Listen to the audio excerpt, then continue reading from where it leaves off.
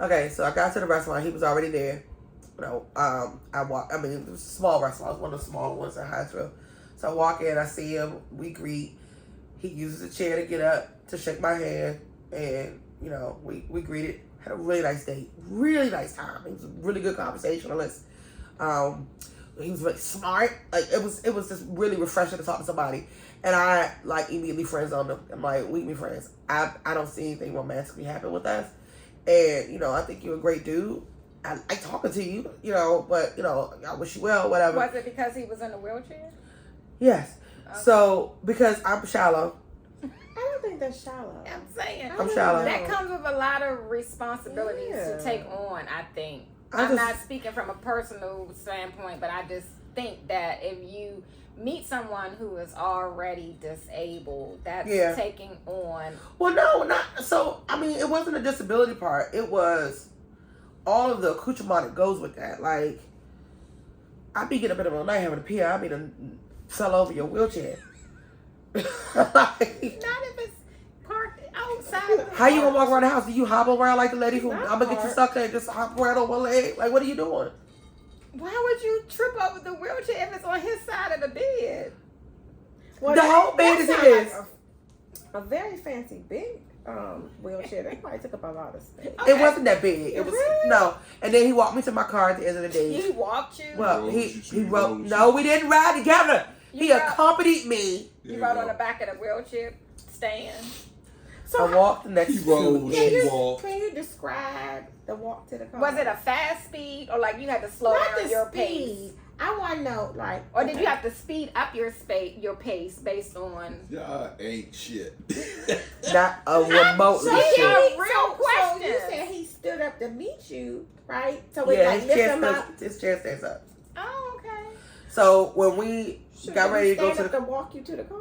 Yeah, it was like halfway, like half up, like he was like tall, like we were eye to eye. So what did he say his height was in his profile? I don't remember. And then by the time I got to my last online date, that poor man, I was like, how tall are you? I need a picture right now with teeth. I need to see you running. I need a video you running. I need to... I just need to see you walk around. I ain't never come Wait, you said with teeth? Yeah. Because you were scared that you was going to meet somebody Never again. You fool me once. Oh, you met somebody without teeth? Did you not hear me talk about the man with no teeth? No, but we didn't say this on camera. Oh, yeah, I met, well, child, let's see. I had a man with a big hand. I had the wheelchair guy. I had man with no teeth. He had a big hand. What a big hand. I don't know what was wrong with his hand. I don't know what was wrong with it. One was like this. One was like, he literally picked that joke up and... Oh, he had a dead arm. Oh, he didn't have like... It was big, though. I'm sorry. I'm not laughing. I'm not good at stuff like this. I'm going to always laugh. And I'm sorry. It was big, and I really wanted to touch it because it was like big. Like swollen, like he did. Like elephantitis big. Like almost lymphedema big. Like the big legs on my 600-pound life. Yeah, but it was just like, it was just like here. Speaking on my 600 pounds. Have you seen the 1,000-pound friends? I can't wait to watch it. The roommates. I can't wait to watch it. Did you? Sisters. I watched that one. But I like this 1,000 pound roommates. Okay, so I'm gonna watch that tonight while I eat. Then it's only one episode. So I'm gonna watch that while I eat. They was going to the beach. Yeah, girl. But what's wrong with the friend? She's got a health issue. She's big. She's bigger than the other friend. Yeah, one is a little more mobile than the other. Yeah. But they both can drive. No. How they fit in there? I'm just trying to. She got a minivan. But just because you have a minivan, I wonder how much it costs to replace some shots. Between the steering wheel and like how big. No, she got it in. The one that is smaller is the one that was driving. Oh. The one that's bigger, cause she got height on her, and she got like her butt is like way back there, and so she's very insecure. She didn't like, and she has her daughter is autistic, so she is like, I want to make sure I'm here for her. I want to do activities with her. So, like, she wanted to go to the pool. And, the mother was just like, I ain't going, like, outside. I feel safe indoors. But she went to the pool. But as they were walking, like she had to carry a chair with her. So while they're walking, she has to take breaks in between. Mm-hmm. So I never thought about that, right? Because I watched my 600-pound life religiously and had for years. And yes, we watch it in the bed. I do too, eating. Yes, absolutely. I be like, they greedy as shit. While I'm eating. But I digress. I be like, how do you want to be like this? Did this? you notice, like, I have two things. Did you notice that everybody has a man on my 600? Yeah. Or a partner? Absolutely. Well, Absolutely. these two. Absolutely. So the first episode, because that's only what they showed this week. The one that's smaller, she in the episodes to come, they show that she has like a situationship. She was like, I got a little situation, and so her roommate was like, you've been in that situationship for 30 years. But my question is, like, I hear so I watch it. And they all say, like, ones with children, they all say, I want to be here for my kids. But you don't put any of that food down. You don't push away from the table. Like, what do you think about your kids? But I think with this series, the one that's bigger, I can't think of their names right now. The one that's bigger, her friend came over and did, so she had, like, weight loss surgery. And so she did a life expectancy calculator with her, the bigger one. Mm. And it said that her life expectancy is 44 years. And so she's 40 now. So she had 4 years left. She's like, she was just like, I gotta get serious. So the episode ended with her. Oh my goodness. Look at Big Boy. Well, hello. Hello. With your big feet. The episode ended with her going to a weight loss doctor and having her weight taken, and that's how it went on. And how many pounds is she? They didn't show it, so what they're do you gonna show get? She looks about 7. Yes, she does. She said she was like, I haven't weighed myself in a few years. I think I'll probably get myself like 500 or 600 pounds, and so they didn't show it. So they probably She gonna more show like 7 or it 8. the next episode. It's but tall. the point that I was trying to make is she is really serious about trying to lose weight. Her roommate is like, I'm gonna do it the way I want to do it. So she's still buying all the junk she food. feels like she's smaller. And and they feel like the ones that go on doctor now, they feel like they can. But food is an addiction. It is. And they say that, like, when stuff going wrong, I just eat. I just go ahead and eat. But I mean, I don't ever think I would get to the point where I would eat to that way. Like I like to nibble and I like sweets, but I'm not gonna eat till I bust. Listen, I can't, even if I want to eat a lot. Like, at some point, have you ever woke up after stuffing yourself and it come back up? You got heartburn. Oh, you're no, I've never eaten that much. Girl, I haven't. I laid down last week. I was like, what the hell did I eat? Right? That's what in my head. I'm like, what the hell did I eat? I laid down after eating, and so I woke up, and it's always so dramatic, and like I feel like I'm about to die, right? Because you had reflux. Your heart is racing. That sounds like you should lay down and eat. But that's what I'm saying. Because I don't have a problem. Yeah.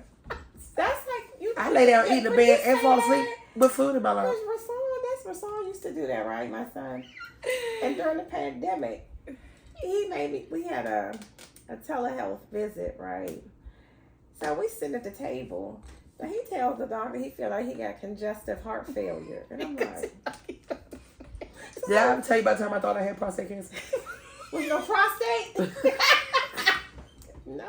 Yeah. Now, I do know that I am a hypochondriac. Really? Right? You don't say. What?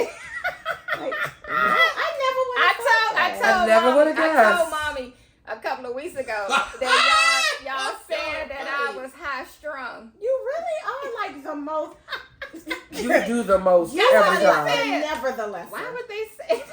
Why would they say that? No, mommy didn't say that. Mommy knows you. But she said, why would I say? But I get it from her. She get it from? Well, yes, because she. Oh my God. I get it from her.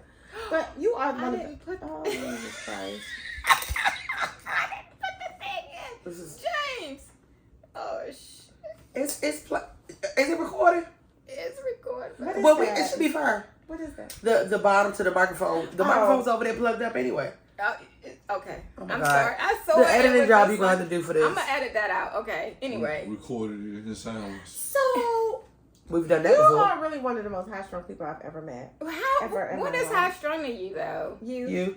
No, but give me an example. You. Everything about you. Everything about me. All of it. Like my reaction to Everything. things. Okay, I give you that. I get Everything. emotional about stuff, but that doesn't mean that I'm not Like, you take it to a whole other level-headed. Like, Ma'am. you are like, okay, so you know how you go like on WebMD and they tell you like get your affairs in order because you're gonna die tonight. Like if WebMD was a person, It's it would be you. Okay, so let me tell y'all. I wasn't Have gonna you say ever nothing. gone on WebMD? Oh, Lord. WebMD will tell you about to die. What is she about to tell? So I went and got my mammogram on Thursday, right? And you remember how 2 years ago I called y'all hysterical because Yes. So my doctor now is retired. So my primary physician ordered my mammogram, and so the results went to her and not Dr. Niles, who normally would give me the order for it. Anyway, that doctor didn't, to me, she wasn't up on her job because the radiology center called me and said that they was calling to make an appointment for a procedure, and then started asking me questions like, are you on chemotherapy and all this? And I'm like, what are you talking about? So then I called the doctor. I'm like, why am I getting a phone call for me to make an appointment for a diagnostic mammogram? Like, why am I doing it? Like, I should have got the phone call from you first, right? So, Dr. Niles is retired. So I got the order from my primary again. Mm-hmm. Went on Thursday. I thought, everything was run smoothly. This was a whole different radiology center, so that who I normally go to, they have all my history. Mm-hmm. So this new place, they asked me where I normally go. I gave them the name so they can just pull the scans. So I get back, and Friday, I'm, looking at my email, and I get a voicemail for me to make an appointment For a follow-up. for a procedure. And I'm like, what the hell is this? So now I'm like, oh shit, oh goodness. And I'm trying to calm myself down because I'm like, okay, Kelly, come. But it took me calling my babe. He was like, well, maybe because it's a different place. They're seeing what the other place saw previously. Yeah. Mm-hmm. Because you was just cleared in April last year. So it can't be like something brand new. Mm-hmm. Like they probably just seeing. Mm-hmm. Yeah. But it took him to tell me, like, for me to focus in on the logic of it, because I'm like, why would they? I gotta go. Scary. So I had to make two separate appointments. So I go this Tuesday and then next Tuesday. But it's just like, I should have went back to the place that I normally go to, because maybe I wouldn't have been. Well, can you go back to that place? I mean, now at this point, the insurance already paid for me to get the very first one. So now this is a diagnostic one. Yeah. So anyway. That happened to me last year. So speaking of me being high strung, I felt like I dealt with it very well. I'm proud of you. Yeah. This time. Because the last time there was not, and you spiraled all the way out, had no information. I was trying to update. And I was like, I need to get my will together. So I was asking questions. She's like, I don't know. And I was like, well, why don't you call to find out? I do understand that. Because I bust out crying like last year when I had my mammogram. Like, And what the they hell? told me, or when I had to go back for the diagnostic mammogram, I got outside to go there and just broke down. I was like, That's what I'm going to like it You just it's start very looking overwhelming. at the what I if. did cry. I'm supposed to be a man because I literally listen to things. And I'm like, okay, this is what we're doing. Let's go. And the minute I start falling to pieces, it deserves to be falling to pieces. I think because I'm an overthinker too, so my mind instantly be creating to the like worst case 50 scenario. different scenarios. All I was like, I'm gonna leave my kids. They don't have another parent, and like Aaron still is like I just had all the thoughts. Yeah, I'm not even gonna tell. I did not go all the way down. It was did. like, because I called him as soon as I got off the phone, and he was like, well, maybe You are why really- Hello? are you just over here? Refuse to be balls dangling in my face. You like, see him? And in the middle of the daggone You camera. are definitely an orange cat. This is orange cat behavior. Stop, James. This is orange cat behavior. We're not doing that. He said I wanted to participate. Anyway. Well, I have another question. Because y'all said I was You're high strung. Yeah. So we've already come to the consensus. You are. So when you say you think you should be a man, I have a question. Do you feel like you move more in your masculine energy than you do All the time. But how do you get out of? Do you feel I have to actually how think about it. To, like intentionally. Mm-hmm. Because I feel like that too, but I feel like it's out of because I don't have any other choice because I have to do everything myself and I have So again, I went through a time where I had no choice. Right. Like and it's hard for you to get out of that. And then being a manager of people, I'm always operating in that masculine, like managerial kind of role. Get your ass. See. And he stepped in the thing. He stepped in what? Did he step in the thing? No, he's just knocking into stuff. Hey. So I do operate in my masculine a lot. But it's a journey, especially when we got married. I had to kind of shift, and my godmother, my mother passed on, so my godmother is the one that now pulls me to the carpet when I'm doing the most. And she's like, well, you can't say that. So, so do you feel like there are, like, do you feel like... I've always operated in masculine, though, because I'm an only child. So I've always operated in masculine. I've always had to take care of myself. I've always had to be, like, the buck stop with me. I don't understand that. That's interesting. You don't understand what? When you say, I've always had to operate masculine. So for me, I feel like when I say like operating in your masculine energy, it's when like you have to do everything. So when I was married, I would allow my husband to lead, and I was able to operate in my feminine energy. Like I have to do everything now. Like everything that, like I don't know how to. I'm down there trying to relight my hot water heater. Like I be standing on the step stool in my truck trying to figure out, do I have oil or do I, because I think I'm a mechanic, a plumber, an electrician, and all the things, and I don't want to operate in that energy all the time. Again, so when I was that's a masculine thing. Well, that's what we're saying. Yes, that's what I'm saying, but I don't want to operate. I don't understand that. Well, because you're a man, right? So, for instance, like my mother, even though my father was... I think we have had this conversation. So he goes into this, I'm a human, and this is not a boy's job or a girl's job, even though we've had conversations about boys' cars and girls' cars. So, like... That's why I don't understand when you say, I have to operate. Because sometimes I feel like a little gentleman. Because I feel like a little gentleman, like I'm doing everything. I'm not saying it's a man's job, but if there were a man in my house, he would be. I would not be relighting the hot water heater, or I would not be trying to fix my automobile, or I would not be trying to repair a leak behind my washer with Flex Seal. But that's a whole other story. But I feel like I'm operating in masculine energy, like because you have to. I make every decision. Yeah. I make, you know what I'm saying? It's just, there's no masculine energy in my home to balance that. I am now able to operate in more of a feminine space because I have masculine energy in the space where I can be like, defer to, okay, you do this, you decide, we'll figure this out. I still would sit here and say, I don't get that. But we're talking about and this is the reason why. As you sit here and say, I want to go on the record. I can be a female. We're recording, and he's talking, and he don't like he in a public. No, I'm not saying I can be a female. I want to operate out of my feminine energy more than masculine energy. Because I'm not saying that I'm not female. I'm saying that the energy that I operate out of sometimes seems or feels more masculine because of the circumstances of my life.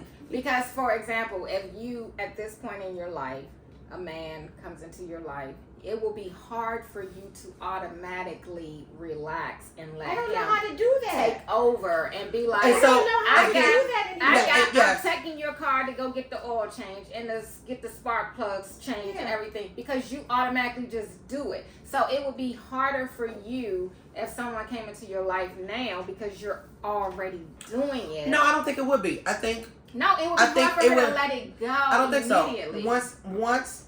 immediately, yes, might be a little moment. Yeah. Once you get to the point where you can trust that the person will that's get what it I'm done, saying. when you feel safe, The safety gives you transition that. of it. Somebody coming in her life right now, today, tomorrow you meet somebody and you give them like a month and then 2 months, and you're still like, I'm still going to do everything that I've been doing. I can't trust you to take on this role because I've been doing it so long. It's going to take me a minute to trust you. You're going to have to show me that.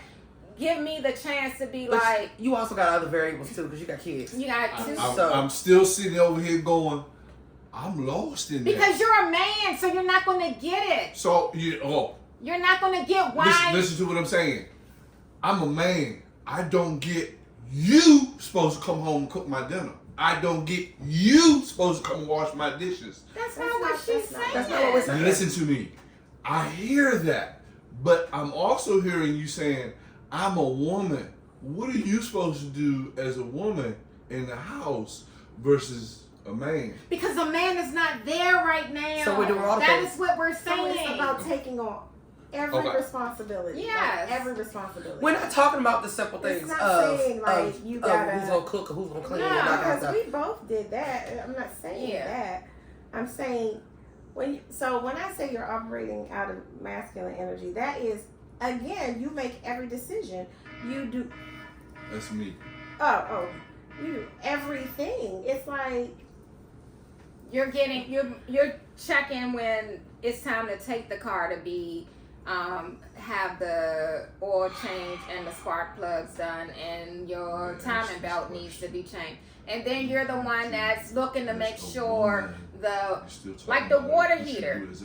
Because a man is not there, so she's taking it all on. I don't have no woman, so what does a woman do? We're not talking about you, though. I'm asking, what is your woman's contribution? She's operating off of what used to be a two-parent man-woman household, and she did not have to do the things where she's taking the truck to be serviced. She's calling to find out what to do with the water heater. She's getting the electrician to come in. Some of those things that men normally take over. If the toilet needs to be fixed, if something else is out of whack, she is now, because it's not a two-parent man, woman, husband, wife household, she is now doing all of the things, because when she was married and she was operating from the softer side of her, because her husband was taking on all of those other things, so she could focus on not just taking care of the kids, cooking and cleaning, washing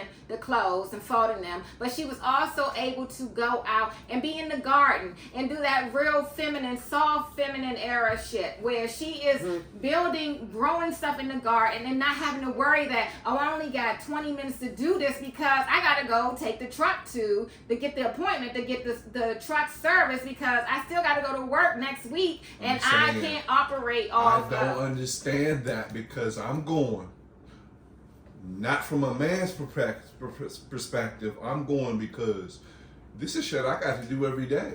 But you're thinking as a man. Just sat here and said this. It's not from a man's perspective. How do you feel like you move in? Because like being married, I feel like all the duties and job that need to be done in the house, as a person, you still need to do that as a woman. I still need to do this as a man. So we, again, just like I'm last not week. okay, pause. What would be? You're on camera. Okay, I'm sorry. So now we gotta edit this all out because this is taking a whole. It's a rabbit hole. I thought y'all do rabbit holes. Yeah, but you are off the camera, so you can't go to rabbit hole holler from the corner.